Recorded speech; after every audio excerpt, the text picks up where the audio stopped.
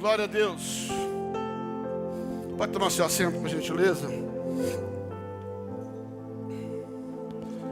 Obrigado, povo lindo.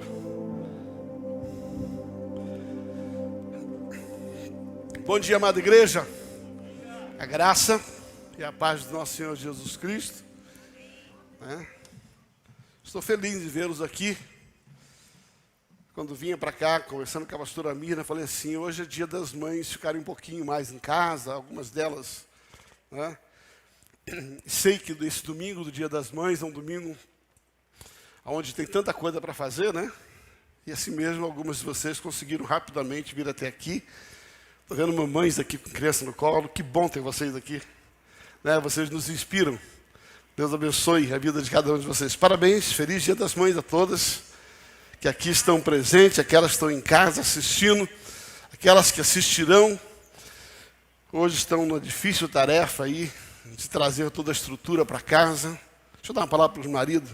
Rapaz, poupa tua mulher, leva ela para comer fora. Hoje não é dia de macarronada, não é dia de frango, né? Hoje é dia de você levar ela no coco bambu, no Outback, sabe? Dá um descanso em nome de Jesus, né? Tá? Depois 10%, todas as mulheres podem dar eu sempre, não tem problema nenhum. Já cumpri meu papel. Louvado seja Deus por isso. Queridos, estamos diante de uma série chamada Restituição. E a gente tem falado bastante, né, dentro de um contexto bíblico, sobre os personagens bíblicos, as restituições em si. E hoje, pela manhã e também pela noite, eu vou trabalhar o mesmo tema, restituição, envolvendo a vida de mães. E eu tive uma difícil tarefa, foi muito difícil tarefa, escolher duas mães para falar sobre ela. Foi muito difícil, muito complicado, todo esse contexto envolvendo a história das mães, né? Não estou falando só de mulheres, hoje não é culto de mulheres, hoje não é dia da mulher, hoje é dia da mãe. Olhando a Bíblia Sagrada e o que Deus fez através da vida das mulheres, algo impressionante. Então, a mensagem de hoje da manhã, ela vai chamar Restituição pelo Clamor de uma Mãe, parte 1. E à noite falaremos sobre a restituição pelo clamor de uma mãe, parte 2. Tá? Nós usaremos um único capítulo da Bíblia para falar sobre essas duas mães. Não é coincidência que Deus deixou registrado no mesmo capítulo a história de duas mães que têm muitas semelhanças, têm bastante coisas uma com a outra. Entretanto, experiências bem distintas, todas elas exitosas por causa do clamor dessas mães. Então, vamos trabalhar a respeito disso, é o texto de 1 Reis, capítulo 4. Não vou lê-lo agora, né? Mas você já pode ficar atento a respeito disso. Então, hoje é a nossa 10ª mensagem sobre restituição. E em função do Dia das Mães, vamos falar exatamente sobre esse tema, restituição pelo clamor de uma mãe. Antes, porém, de começar a nossa exposição em si, enquanto orava, estudava, lia o que pessoas pregaram sobre o assunto, né? É muito interessante, né? Eu não sei se, deixa eu caguetar os pregadores, né? Boa parte da revelação de um pregador está no seu tempo devocional, está no seu tempo de leitura bíblica, está naquilo que Deus quer falar com ele. Mas existe uma outra parte que, inteligentemente, um pregador inteligente, ele pesquisa, ele vê o que o outro falou. Ele não constrói uma roda sozinho, né? Já parte de uma plataforma. E não é pecado você se inspirar em alguém que fez algo interessante, falou algo interessante sobre o assunto, né? E a partir dali você busca em Deus uma revelação. Que esta revelação, ela possa ter sido inspirada pelo Espírito. E, embora sendo usada por outra pessoa, ela possa vir. Então, eu pesquiso bastante, todas as vezes que eu vou pregar. Eu não tenho nenhum problema.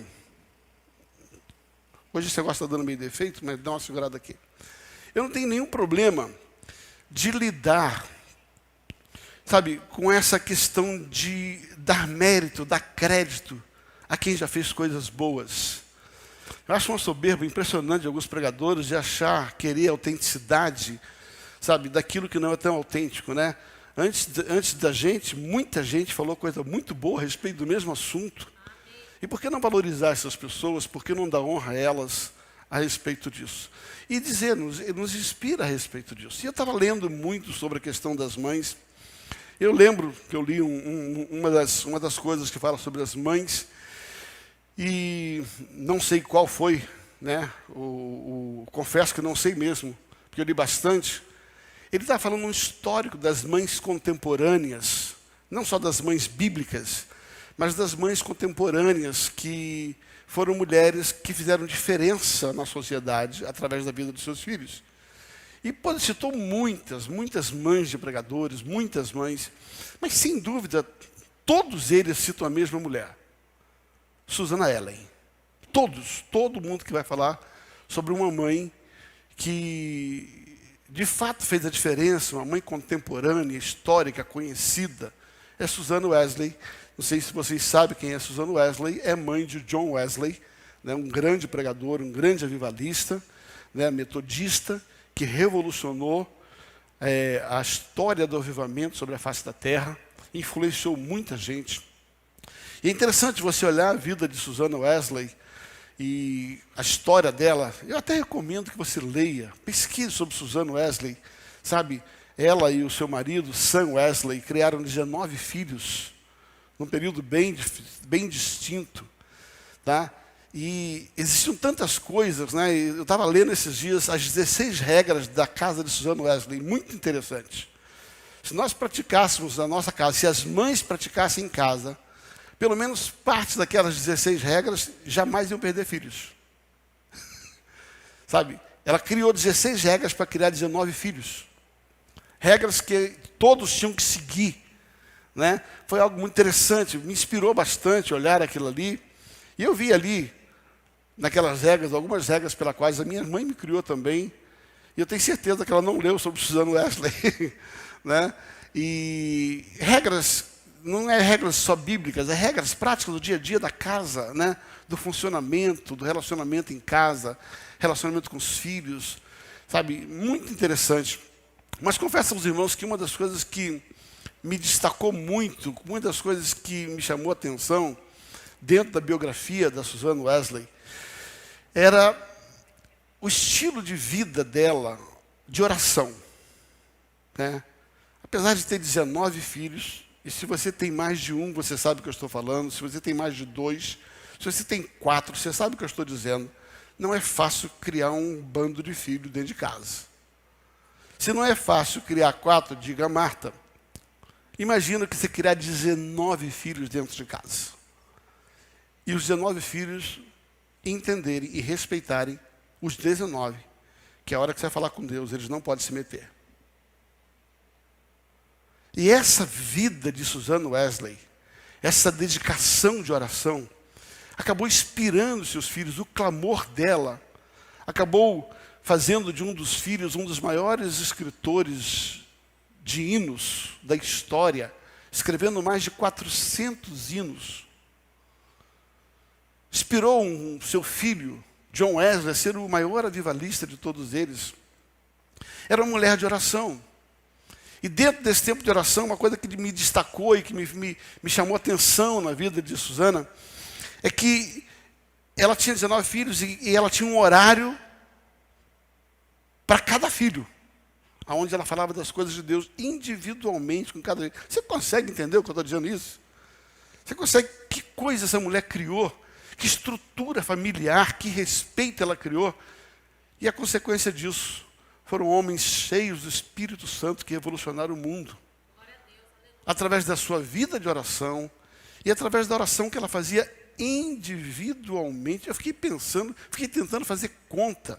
Como é que uma mulher consegue separar uma hora de relógio para 19 filhos? Cada um dentro do seu horário. Eu vejo gente que tem um filho, não faz isso. Mas também, dificilmente vai conseguir viver o que ela viveu na vida dos seus filhos. O que eu estou tentando começar com essa introdução é que há um valor na oração e no clamor de uma mãe. Há um peso diferenciado. No caminho, quando eu vinha para a igreja com a pastora Mia, nós estávamos falando sobre as nossas mães. E quanto nós somos frutos da oração das nossas mães. Minha sogra, hoje, um pouco mais comprometida, ela não tem hoje a mesma vitalidade que ela teve, mas eu me recordo, namorando, casado, noivo, de quantas vezes cheguei na casa da minha sogra, ela estava no terraço, no terceiro andar da casa dela, de joelho orando, por nós, pela filha, pelo filho, pelo genro. E eu louvo a Deus pela vida da dona Alzira, minha sogra, porque eu sei que muito do que nós vivemos foi esforço das suas orações e da sua dedicação. Nos ajudou muito, muito. Tempo difícil, criando filhos, foi uma parceira. Louvo a Deus pela vida da dona Alzira. Que falar da mamãezinha, né? Que falar da minha mãezinha. 94 anos, à noite eu vou passar uma foto que eu não consegui passar agora de manhã, de talvez 3 ou 4 cultos atrás. A minha mãe estava na sala da casa da minha irmã, onde ela mora hoje, e as minhas sobrinhas colocaram na televisão o culto, né? E ela estava lá participando do culto, né? Ela é muito lúcida, né? Com 94 anos estava ali. E a hora que eu subi para pregar, ela intuitivamente se levantou, botou a mão em cima da televisão e falou: usa meu filho. Uau! E a minha irmã tirou uma foto. E se eu conseguir à noite, eu vou trazer essa foto. Vocês acham que a gente chega onde chega, se não for por uma intercessão, alguém do nosso lado? Ninguém é bom o suficiente. Ninguém é sábio o suficiente. Ninguém é santo o suficiente. Há um peso do clamor de uma mãe. Há um valor. Mamãe, estou falando para as mamães, né? Mamães, deixa eu dar uma dica para você como seu pastor. Sabe? Por mais difícil que seja o seu filho, não desista dele. As suas orações vão evitar dele viver o que você não quer que ele viva. Sabe? Sustente a vida dos seus filhos em oração. Eu acredito no poder do clamor de uma mãe. Eu sou fruto do clamor de uma mãe. Agora eu quero trazer para a Bíblia. Depois de pesquisar muito, eu sofri muito para chegar onde, afunilar, a respeito de que mãe eu falaria. 1 Reis capítulo 7, 1 Reis capítulo 4. Do verso 1 ao verso 7, ele vai contar uma história. A história de uma mãe que era esposa de um profeta. Ela perdeu os seus filhos, ia perder os seus filhos, que por causa de uma dívida seriam levados. Eu não vou ter... É 2 Reis, não é 1 Reis, desculpa, é 2 Reis. 2 Reis, capítulo 7. Ele vai até de 1 a 7, eu não vou ler. É uma história de uma mãe que estava prestes a perder os seus filhos por causa da morte do seu marido. E ele tinha dívidas, e naquela época era permitido que o pagamento de uma dívida de um morto fosse feita através do aprisionamento do filho, e esse seria levado como escravo. E ela então clama e tem um livramento.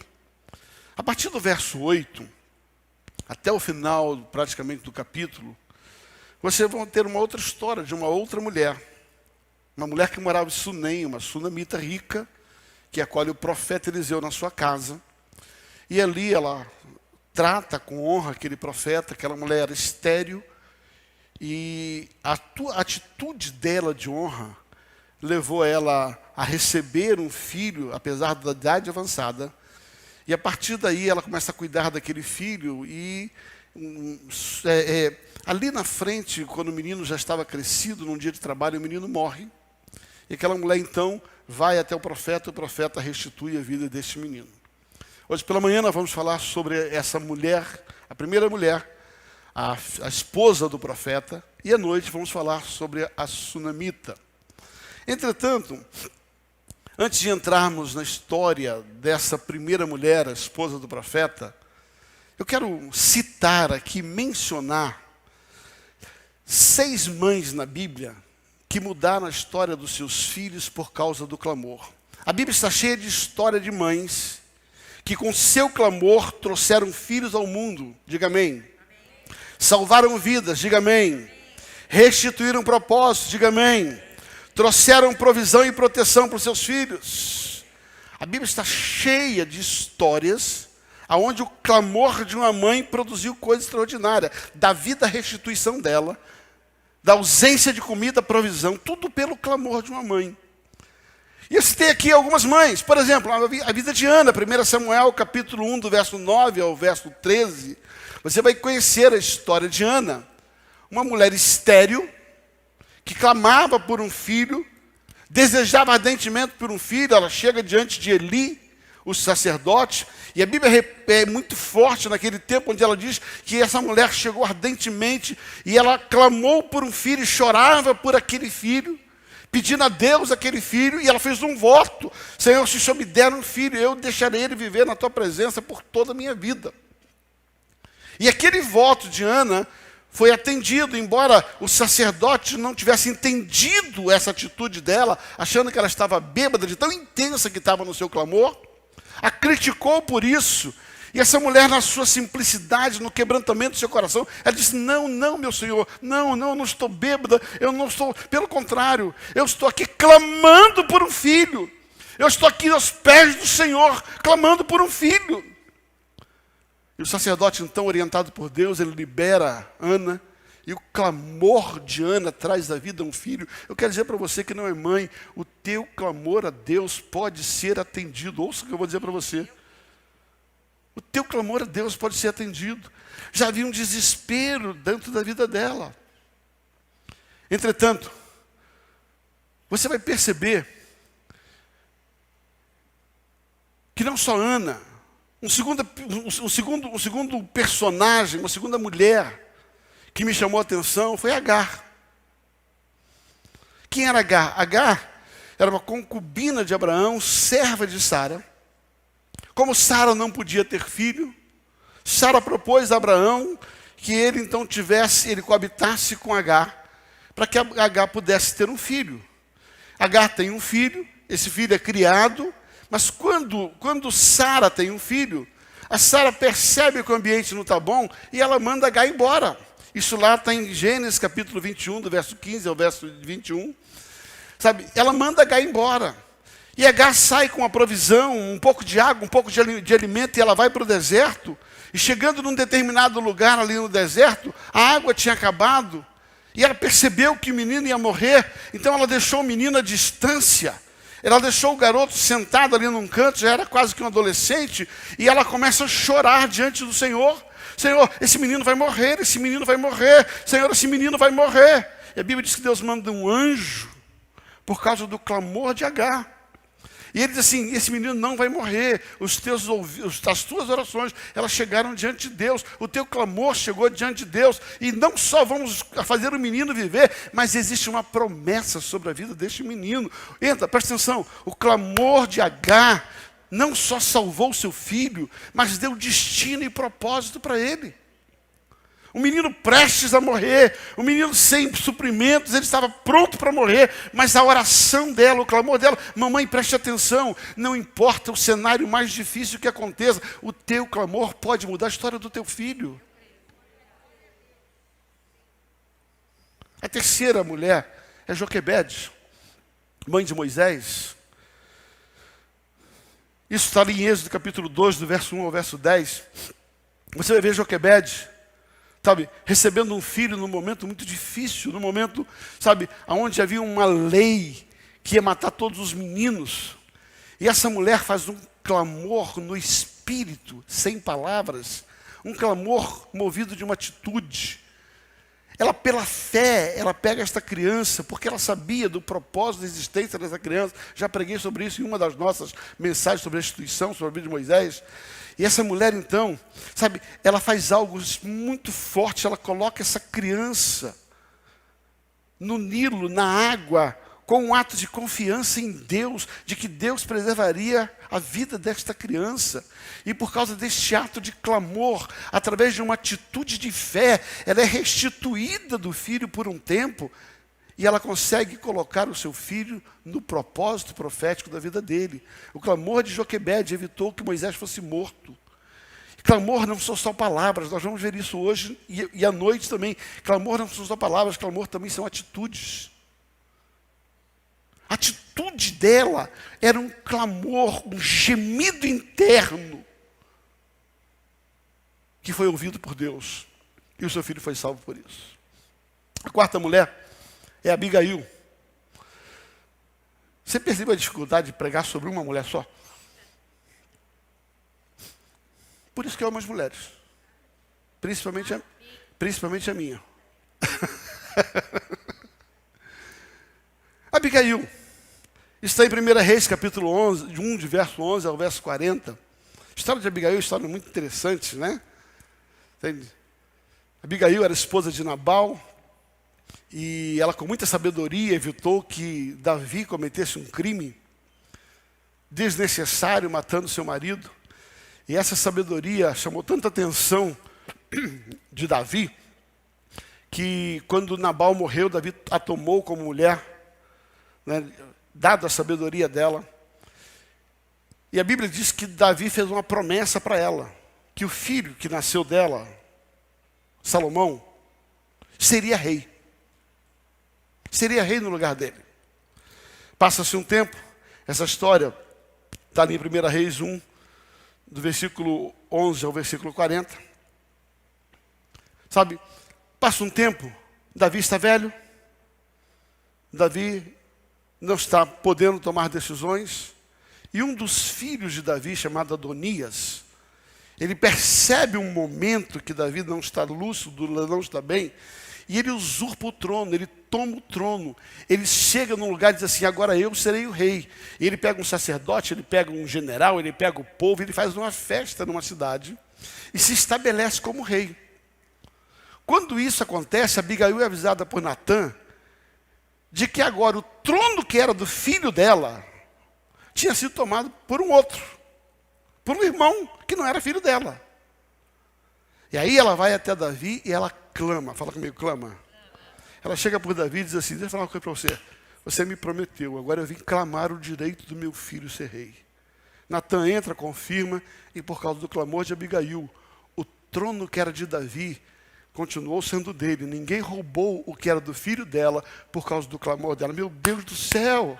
Eu vou repetir, ninguém roubou o que era do filho dela por causa do clamor dela. Mamãe, preste atenção, o teu clamor vai evitar a perda dos teus filhos. Coisas que Deus prometeu aos seus filhos, coisas que você sabe que eles vão viver, o teu clamor vai evitar que eles sejam lesados e roubados. Diga amém. Já te dei ferramentas suficientes para orar, mamãe? Então tem mais. A quinta mulher, eu chamo da viúva de Sarepta. Está ali em 1 Reis 17, do versículo 17 ao versículo 24.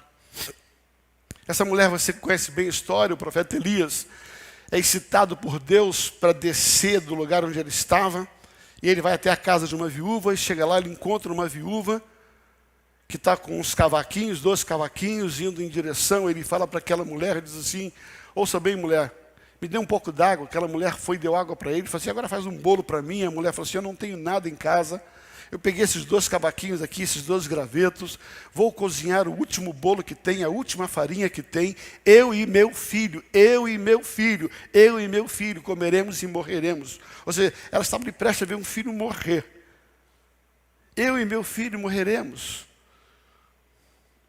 Aí Elias falou assim, entretanto diz o Senhor, faça primeiro um bolo para mim,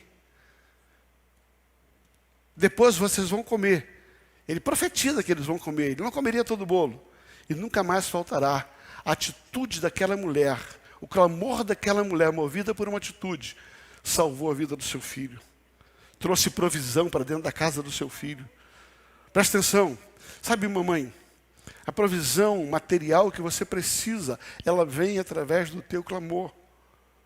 Uma das histórias que mais me impacta da vida do pastor Paulo e da pastora Eva, quando eles estavam em vida de missões, e aqui eu quero honrá-los, né? Parabéns, Eva, pela sua dedicação como mãe. Sabe, uma das coisas que me impacta, quando o pastor Paulo conta, está escrevendo isso um livro, não sei se neste ou no próximo vai sair esse episódio, né? Fique atento, tenha expectativa de comprar o livro, vai ser muito bom. Ele conta sobre um dia que a Eva falou assim: meu amor, não tem nada em casa, além das crianças, ainda tem toda a casa de recuperação, tem tanta coisa que morava dentro de casa. E o Paulo falou assim: vai orar, Eva, Deus vai providenciar, fica tranquilo, vai orar. Só faz uma listinha, né? E essa história é muito interessante porque ela faz uma lista de tudo que ela queria. Eu não vou contar toda a história, de maneira sobrenatural, alguém coloca dinheiro debaixo da porta. Dinheiro debaixo da porta, dinheiro debaixo da porta, dinheiro debaixo da porta. A profecia de um marido e o clamor de uma mãe libera a provisão. E o pastor Paulo, do jeito engraçado dele de contar as coisas, ele disse que ele pegaram aquele dinheiro, não contaram, pegou a lista da Eva e falou assim: só pega o que você escreveu. E eles pegaram tudo que ela escreveu, não sobrou nem um centavo. Eu fiquei pensando, puxa vida, a Eva perdeu a oportunidade. Se tivesse escrito um monte, tinha entrado um monte, porque a provisão, presta atenção, a provisão viria pelo tamanho da fé daquela lista. Meu Deus, você não está entendendo? Poder do clamor de uma mãe. Aquela viúva de Sarepta, ela recebeu a provisão por causa do clamor, eram os seus filhos que estavam sem provisões dentro de casa. Eu quero ainda falar sobre uma sexta mulher, e aí eu vou começar a pregar sobre a viúva. Uau! A gente podia ir embora depois dessas três mulheres, né? A sexta mulher eu chamo da mulher cananeia. Mateus capítulo 7, de 24 até o versículo 30, conta uma história de uma mulher que chega na casa onde Jesus está, assentado, comendo com seus discípulos, e ela se joga debaixo da mesa, desesperada. E aí alguém repreende ela: quem é você para fazer isso? E ela pede a Jesus, e ela clama a Jesus, porque a sua filha estava terrivelmente endemoniada. Quando eu leio isso na Bíblia, eu fico imaginando o nível de endemoniamento. Terrivelmente endemoniada. E ela conta como era esse endemoniamento terrível. E ela clama a Jesus. Aí toma uma invertida de Jesus ainda. Diz assim: eu não vim para poder cuidar de vocês, eu não vim para cuidar de vocês, eu vim para cuidar dos cachorrinhos, eu vim para cuidar dos filhos de Israel. E aquela mulher, então, na sua atitude de fé, no seu clamor desesperado pela sua filha, terrivelmente possessa, endemoniada, ela diz assim: sabe, Senhor, tudo bem, não tem problema. Até os cachorrinhos comem das migalhas que caem da mesa do seu Senhor. E a fé desta mulher ativou a libertação da sua filha. Meu Deus do céu. O clamor desta mulher, através da sua fé, trouxe libertação. Eu não sei qual a situação de um filho seu, se ele está perdido, se ele está endemoniado, se ele está na droga, se ele está onde está, em que lugar ele se encontra, em que situação de comprometimento espiritual, material, emocional ele está, mas eu sei que o teu clamor, mamãe, vai mudar essa história. E o teu clamor vai mudar a história. Essas são só 6 mulheres que eu procurei trazer para vocês, para que vocês, mamães, e hoje eu estou pregando para as mamães, né, possam entender o valor da oração e do clamor de vocês. Entretanto, eu quero enumerar aqui algumas lições que nós podemos aprender através daquela primeira mulher de 1 Reis capítulo 4. Vou chamá-la de a viúva do profeta. Não existe um nome para ela, né? Vamos chamá-la de viúva do profeta, VP, vice-presidente, né? Viúva de profeta. A história dela está em 1 Reis capítulo 4, 2 Reis capítulo 4, 2 Reis capítulo 4, do verso 1 ao verso 7. Vamos ler esse texto. 2 Reis, capítulo 4, do verso 1 ao verso 7. Algumas lições que nós aprendemos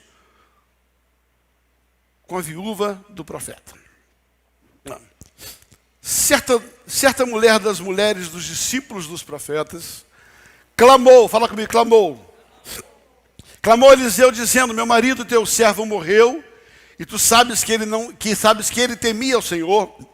É chegado o credor para levar meus 2 filhos para eles serem escravos. Eliseu lhe perguntou: que hei de fazer? Disse: o que é que tens em casa? Ela respondeu: a tua serva não tem nada em casa, senão uma botija de azeite. Então disse ele: vai, pede emprestada vasilhas a todos os seus vizinhos, vasilhas vazias, não poucas, e entra e fecha a porta sobre ti, sobre teus filhos, deita o teu azeite em todas aquelas vasilhas, põe à parte aquelas que estiver cheia. Partiu, pois, dele e fechou a porta sobre si e sobre seus filhos. Estes lhe chegavam com as vasilhas e elas as enchiam. Cheia as vasilhas, disse ela a um dos filhos: chega-me aqui, mais uma vasilha. Mas ele respondeu: volta de novo. Não há mais vasilha nenhuma. E o azeite parou.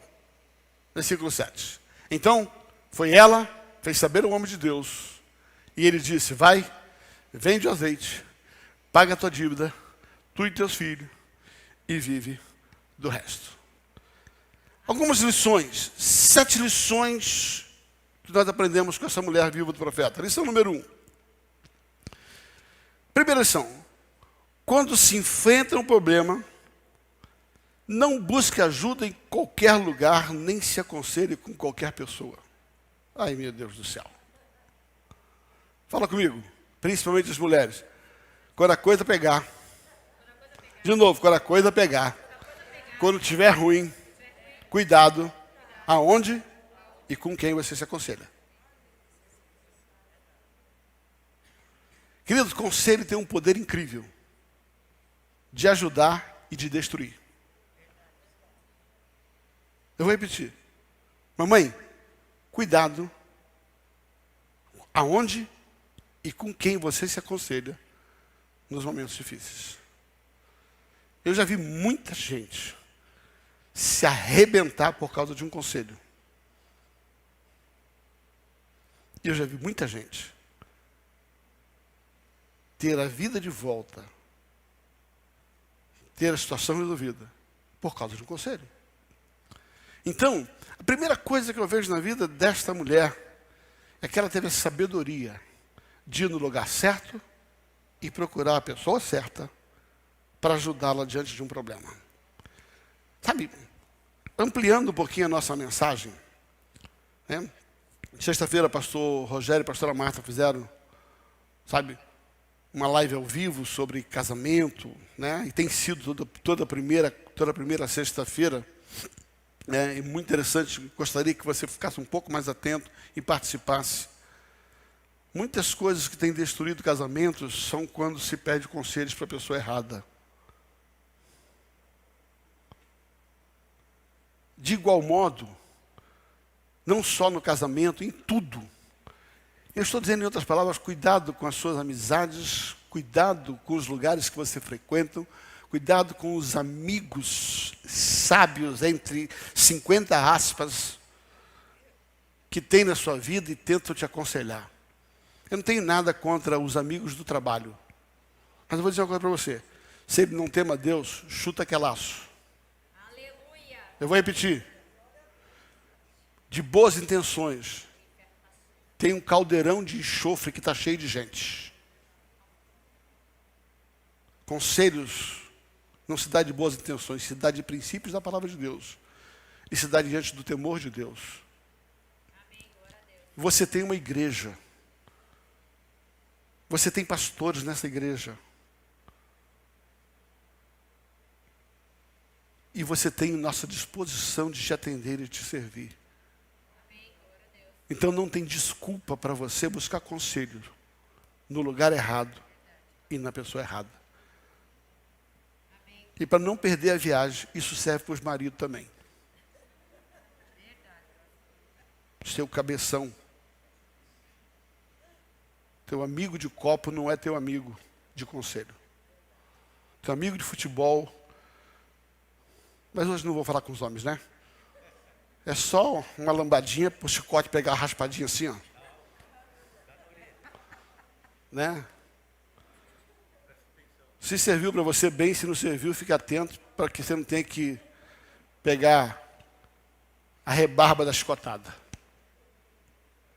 Primeira lição que a gente aprende com essa mulher, nos dias difíceis, na hora do problema, não se aconselha com qualquer um e não se aconselha em qualquer lugar. Ela foi no lugar certo.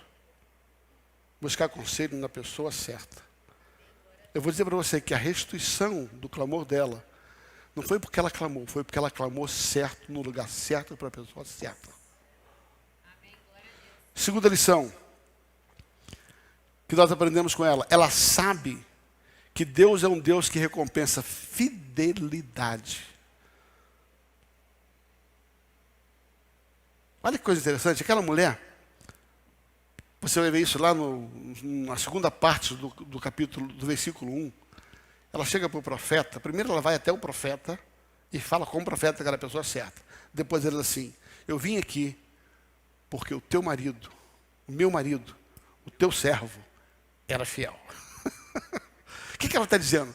Eu só vim aqui porque eu sei que Deus recompensa a fidelidade. Uau, não, pelo amor de Deus. Aquela mulher estava prestes a perder os filhos. Já não tinha marido. Sabe o que ela faz? Ela vai até o profeta, pastor Johnny, e diz assim: estou aqui com o direito de reivindicar algo pelos meus filhos, por causa da fidelidade do meu marido. Olha que coisa interessante. Essa mulher honra ao marido, ela honra a fidelidade do marido, e ela sabe que Deus recompensa fidelidade. Amém, glória a Deus. Ela não chega lá dando de dedo, ela chega lá dizendo assim: eu sei que Deus é um Deus que recompensa fidelidade. E eu vim aqui porque eu sei que meu marido foi fiel, eu sei com quem eu estava casado, eu conheço meu marido e tu também conhece meu marido. Por isso eu vim aqui para pegar o meu direito de ser recompensado pela fidelidade. Porque Deus recompensa a fidelidade. Essa mulher podia clamar, porque ela sabia que o clamor baseado na fidelidade tem resposta. A segunda lição é, por saber que Deus recompensa a fidelidade, eu não tenho dificuldade de clamar. Porque eu olho a fidelidade pela qual nós vivemos, fidelidade pela qual meu marido se portou, fidelidade pela qual nós cumprimos o nosso legado familiar. Como a gente não pode perder o veio profético, mais uma lambadinha. Agora, se você não é fiel, se você não é servo, se você não serve as suas autoridades, a Deus com fidelidade, aí você chega diante e quer pedir, clamar por restituição. Eu não vou dizer que Deus não vai te dar porque eu não sou profeta de caos. Deus até te dá por causa da misericórdia. Mas é melhor você receber por causa do direito legal do que por causa da misericórdia. Então estabeleça direito de ser ouvida como clamor, tendo uma vida fiel diante de Deus. A tua fidelidade, mamãe, diante de Deus, a tua fidelidade a Deus, a tua fidelidade ao seu marido, a tua fidelidade ao compromisso, a tua fidelidade às autoridades espirituais, libera o teu clamor para que você receba aquilo que você busca diante de Deus. Mas se você for infiel, torça para que a misericórdia triunfe sobre o juízo. Terceira lição. Aquela mulher não aceitava passivamente a possibilidade de perder o seu filho. A última parte do versículo 1, ele vai falar sobre isso. Projeta 2 Reis 4:1, por gentileza. Certa mulher das mulheres dos discípulos dos profetas chamou Eliseu e disse: meu marido, teu servo, morreu, e tu sabes, tempos difíceis, e tu sabes que ele temia o Senhor. É chegado o credor que para levar os meus 12 filhos para serem vendidos como escravo, para serem escravo. Essa mulher tinha duas coisas que ela podia fazer. Falou, vou fazer o quê? Eu vou fazer o quê? É assim mesmo. Aquele sem vergonha do meu marido não soube administrar a casa, aí mete a boca no marido, agora estou eu aqui pagando por aquele responsável do meu marido, que não sei o que, ficou dívida, que não sei o que, pode levar as crianças mesmo, porque é isso mesmo. Você pensa que não tem gente que faz isso? Porque é muito mais fácil acusar qualquer outra pessoa do que ser parte da solução. Ouça bem o que eu vou dizer para você. Essa mulher, não importa quem errou, ela queria ser parte da resposta. Você não entendeu, eu vou falar de novo. Essa mulher decidiu clamar porque ela não estava apontando o dedo para quem errou. Ela trazia para si a responsabilidade de mudar a situação. Aleluia. Não, pelo amor de Deus, isso é tão profundo. Porque isso é muito prático na vida de muitas mães. Estou cansado de ver mãe culpar marido que não trabalha, culpar não sei o que deu dívida, e ela mesmo não está fazendo nada. É muito bom meter a boca, sair falando. Eu estou dizendo para você que em vez de falar, faça alguma coisa, clame, seja você o agente de mudança. É muito fácil apontar os erros que são notórios. Ninguém está dizendo que o marido não foi irresponsável. Ninguém está dizendo que o marido não deixou dívida. O texto está claro. O que está dizendo é que essa mulher não aceitou passivamente que o erro do marido prejudicasse seus filhos. Ai, meu Deus do céu. Você sabe o que eu estou falando. Quantas vezes você teve uma atitude passiva porque foi mais fácil ficar de braços cruzados olhando a irresponsabilidade de alguém, do que se colocar diante de Deus, de joelho, para ser o agente da mudança da história dos seus filhos, e que muda até a irresponsabilidade das pessoas que forem irresponsáveis.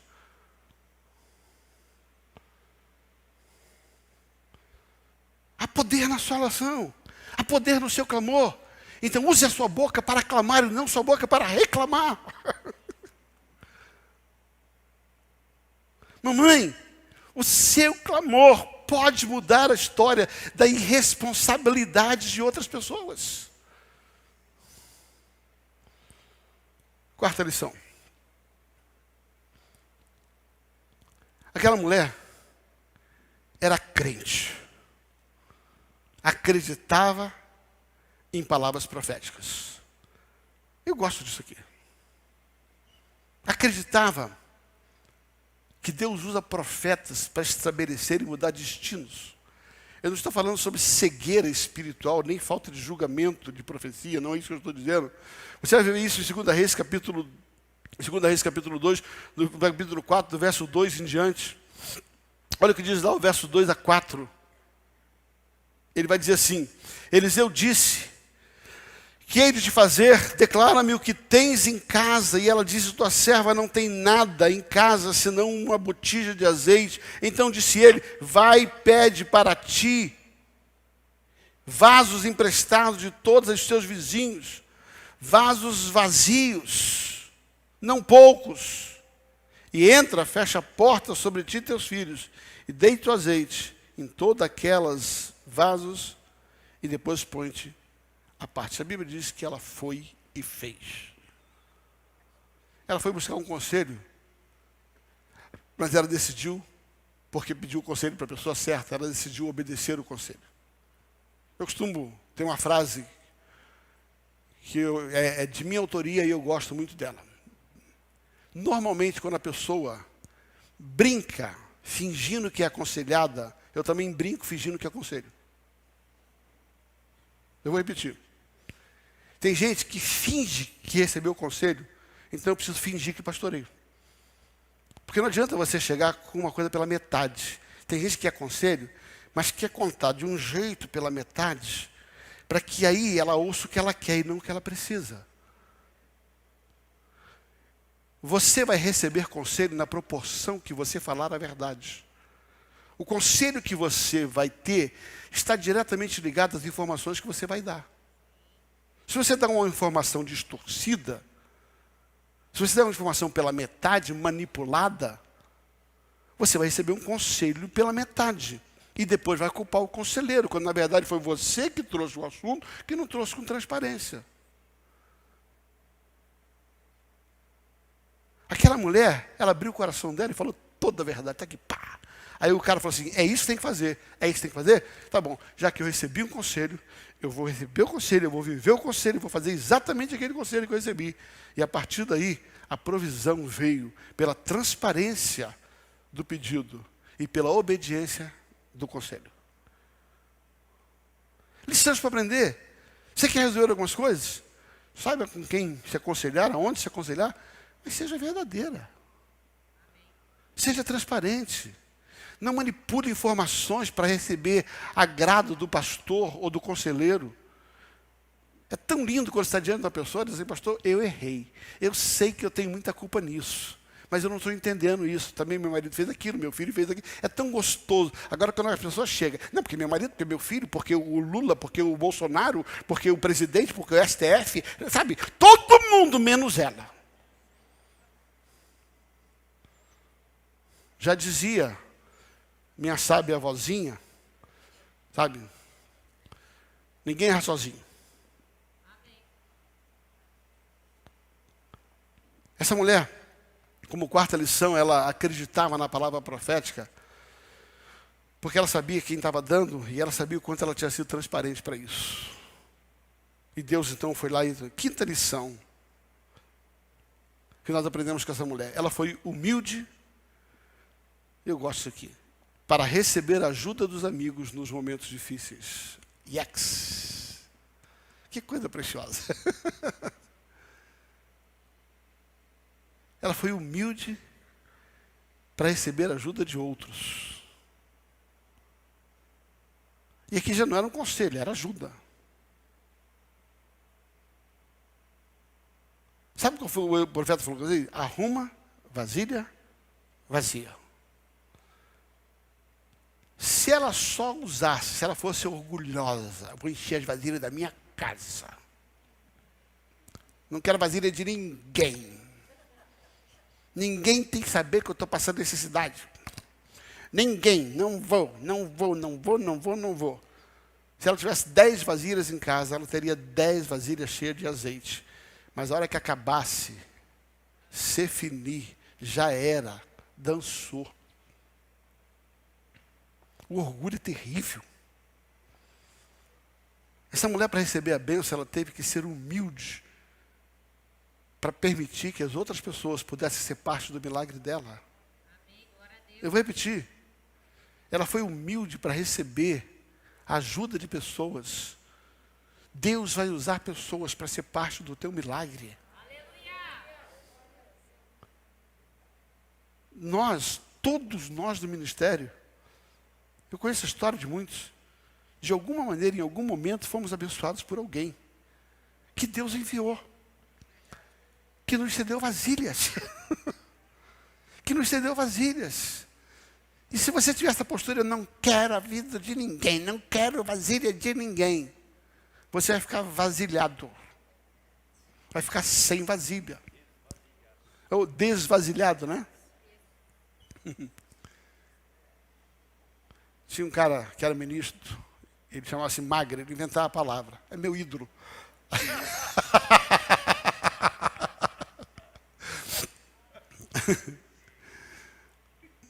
O que eu estou dizendo é, aprendemos com essa mulher que Deus pode usar quem Ele quer para fazer parte do nosso milagre. Eu vou repetir.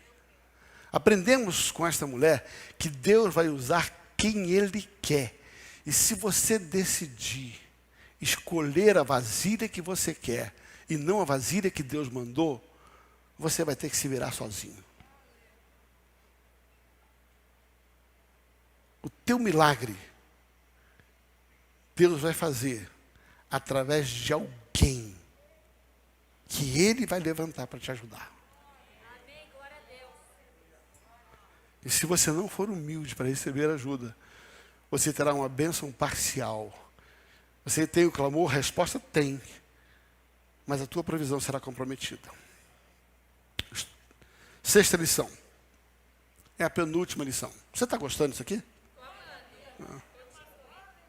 Está sendo prático para você? Sexta lição. Ela fez o que precisava fazer para viver o que precisava viver. Eu gosto disso aqui. Ela fez o que precisava fazer para viver o que precisava viver. Olha o versículo 5 e 6 de 2 Reis.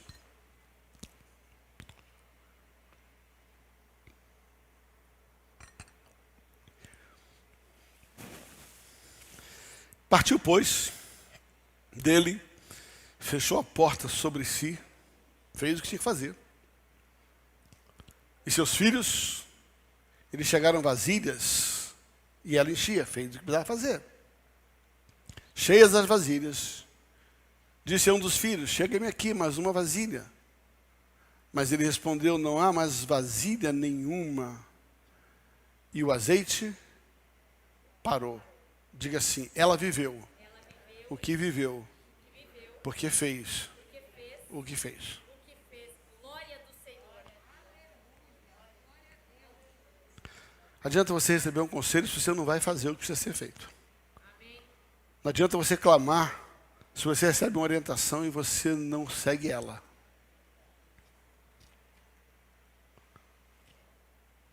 Essa mulher, ela teve a sabedoria, a graça de praticar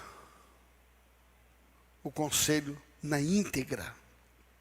E ela viveu a superação na íntegra. Aleluia. Última lição. 7ª lição. O que aprendemos com essa mulher?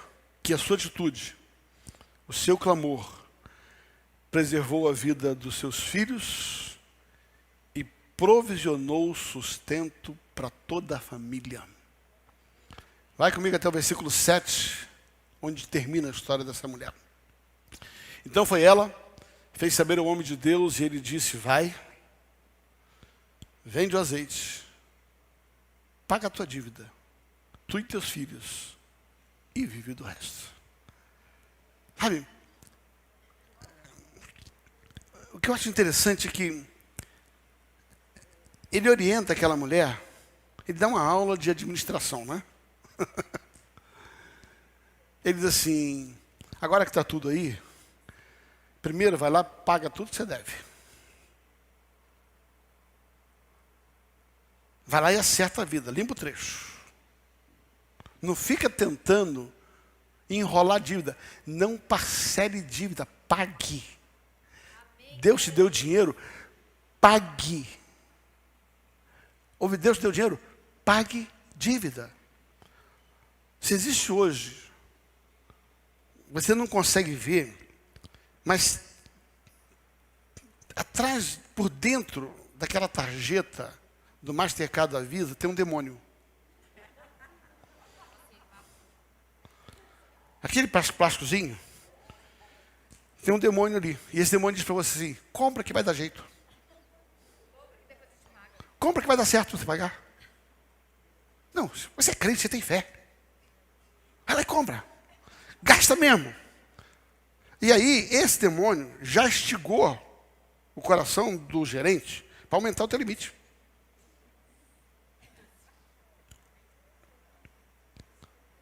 E aí você passa. Assim, uau, eu preciso disso. O demônio agindo mais uma vez agora. Ele age no cartão, ele age no gerente, ele age em você.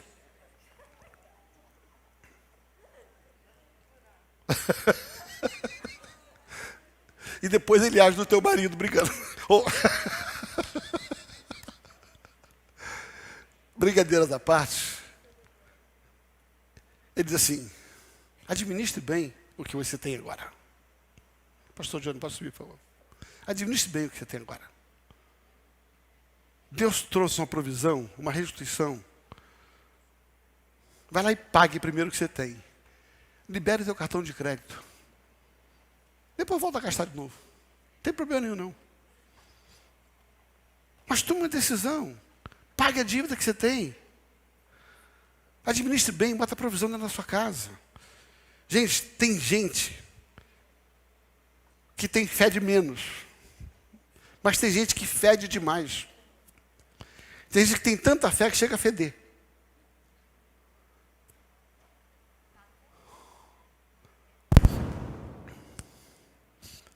Ele está dizendo assim, essa mulher teve a sabedoria de pegar aquilo que Deus deu, fazer bom uso, fazer boa administração, e a partir dali, ouça bem, glória a Deus, a partir dali a vida deles nunca mais foi a mesma. Não foram só os clamores, foi a oração, mais atitudes. Que linda história. O clamor de uma mãe gera restituição. Eu quero concluir dizendo, vemos que o clamor de uma mãe, ele é poderoso. Ele pode trazer um filho ao mundo. Ele pode salvar o filho da morte. Ele pode preservar a vida do filho para que ele cumpra seu propósito. Ele pode restituir direitos e tronos usurpados. Ele libera a provisão para o filho continuar vivo e sustentado. Tira a filha de opressões malignas. Restitui a sanidade mental e espiritual. Evita que os filhos sejam vendidos como escravos. E pelo clamor de uma mãe, é possível produzir restituição, provisão e proteção. Vale a pena clamar. Vale a pena clamar. Hoje à noite nós vamos falar sobre a segunda parte, sobre a outra mãe, que começa no versículo 8 do 2 Reis, capítulo 4. Uma mulher de Sunem, uma mulher rica, que teve experiências fantásticas sobre isso. Eu queria que vocês se colocassem em pé. Eu queria convidar a pastora Mirna para vir aqui à frente.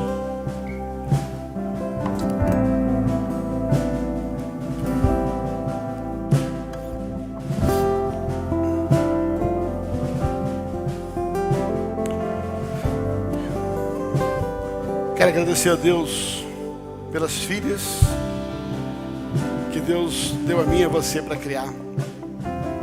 Pelo privilégio de ter criado duas meninas preciosas no temor do Senhor. Te admiro. O que você colocou na vida delas, a tua oração, a tua fidelidade, sabe, tem feito com que elas sejam o que são hoje. Mulheres cheias de Deus, com marido fiéis e com netinho fantástico.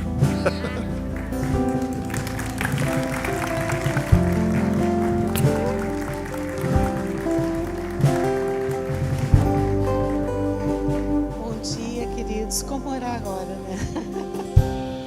Vamos orar, vamos abençoar as nossas mães e honrá-las por isso. Pai, eu quero te agradecer porque o Senhor nos confiou de uma forma tão linda, tão especial, o privilégio de sermos mães. Essa é uma riqueza, essa é uma dádiva muito preciosa.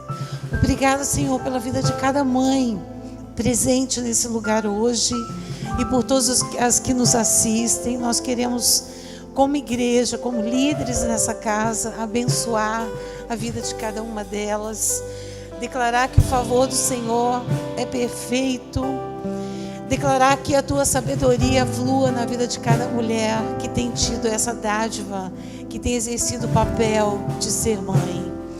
Em nome de Jesus, eu faço menção da tua palavra, que diz que uma mulher sábia edifica a sua casa.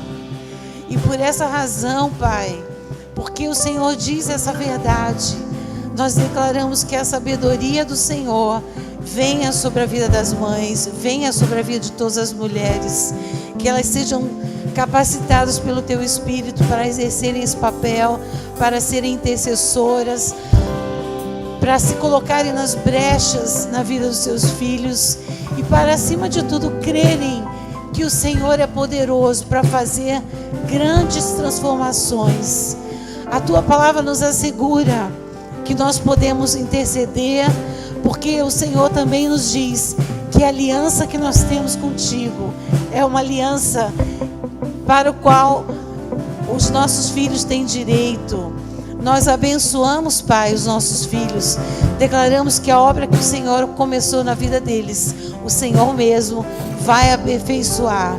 Declaramos salvação Pai, que nós mais desejamos, Senhor, é entrar pelas portas do Teu reino com os nossos filhos, com os nossos cônjuges, com as nossas famílias. E nós clamamos em nome de Jesus que o Senhor nos habilite a fazermos a nossa parte e a nos colocarmos em todas as brechas, sendo exemplos e profetizando que assim será, porque o Senhor é fiel para nos atender. Pedimos que a bênção do Senhor esteja sobre todas as famílias, a Verdade e Vida. Nós abençoamos, Pai, para que hajam ajustes nos casamentos, que haja libertação dos padrões errados de pensamento, Deus. Que os maridos sejam capazes de valorizar as suas esposas, mesmo aquelas que não estão nas atividades profissionais, mas elas estão cumprindo seu papel em família. Deus, eu libero em nome de Jesus discernimento espiritual sobre os maridos, para que eles enxerguem que muito mais importante do que ter uma atividade profissional e ganhar dinheiro, elas têm uma missão como mães, a missão de investir na vida dos filhos, a missão de semear a Tua palavra, a missão de ser exemplo, Deus. Que seja assim, Senhor, na vida dos maridos, que seja assim a sabedoria do Teu Espírito sobre cada família. Nós abençoamos, Senhor. O mundo tem muitos paradigmas errôneos, Deus, querendo se impor sobre as famílias, mas na autoridade do nome de Jesus, eu declaro que são quebrados esses paradigmas errôneos, e as mulheres e os homens pensam como o Senhor pensa. Eles são libertos dos pensamentos errôneos, dos modelos errôneos do mundo, e eles se abrem para os modelos do Senhor. Deus, eu te peço em nome de Jesus que o Senhor ajuste as expectativas dos homens, das mulheres, dos filhos, que as famílias sejam alicerçadas em Jesus, porque Jesus é a fonte de vida, é a fonte de verdade, é a fonte de poder, é a fonte de vitória. Seja assim, Deus, nas famílias do Teu povo, especialmente nas famílias da Verdade e Vida, Deus. Que nós nos vejamos como o Senhor nos vê, que nós nos rendamos aos Teus princípios, Deus, e sejamos ousados para colocar de lado tudo aquilo que o Senhor não quer, tudo aquilo que o Senhor não prioriza, tudo aquilo que o Senhor não deseja. Eu declaro famílias vitoriosas, eu declaro que as crises são vencidas pelo poder do Teu Espírito. Nós temos cantado aqui, Deus, que o Teu Espírito tem se movido e as evidências surgirão. Eu declaro em nome de Jesus que as evidências da Tua presença em cada família surgem. Eu libero, eu chamo a existência a liberação das evidências do Teu poder e da Tua presença em cada família.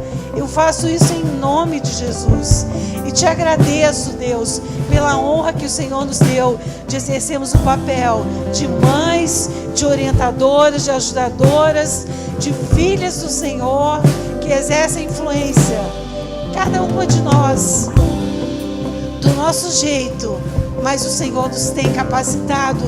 Obrigada pelas vitórias que o Senhor já nos tem permitido ver e viver nas nossas famílias. Nós queremos que todos os Teus filhos, todos os que congregam nessa casa, sejam vitoriosos em família. Porque o que nós mais queremos é chegar diante do Senhor e saber que, além de alcançarmos outras vidas, nossas famílias estarão diante de Ti. Isso é o mais importante para nós, Senhor.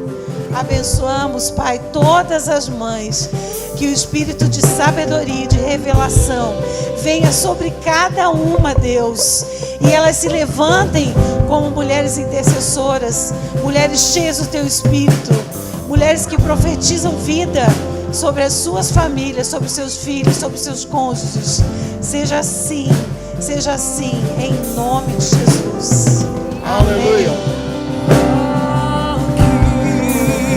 Vem tocar em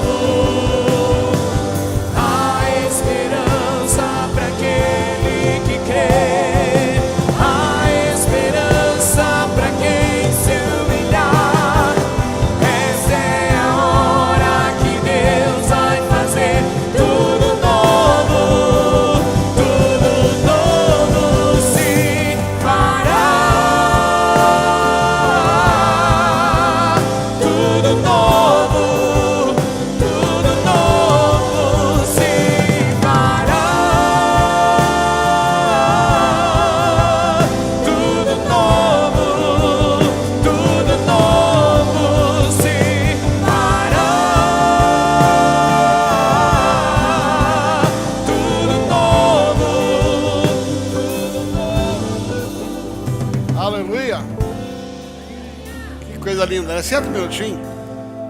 Eu não sei porque, enquanto a minha orava, me veio no coração de ler rapidamente as 16 regras de Suzanne Wesley. Tá? Olha, depois você pesquisa na internet, mas olha coisa bem rápida. Regra número 1: comer entre as refeições não é permitido. Regra número 2: como criança, elas devem estar na cama às 20 horas. Devem tomar remédio. 3: tomar remédio sem reclamar. 4: dominar a obstinação na criança e trabalhar com Deus para salvar a vida delas. 5: ensinar a criança a orar tão logo comece a falar. 6: exigir que todas fiquem em silêncio durante a adoração familiar. 7: não lhe dar nada que peçam chorando, apenas quando pedirem educadamente. 8: para evitar mentiras, não punir um erro confessado, do qual logo se arrependeram. 9: nunca permitir que um ato pecaminoso passe impune. 10: nunca punir uma criança 2 vezes por uma única ofensa. 11: elogiar e recompensar o bom comportamento. 12: toda tentativa de agradar, mesmo que pequena, deve ser elogiada. 13: preservar o direito. Alô?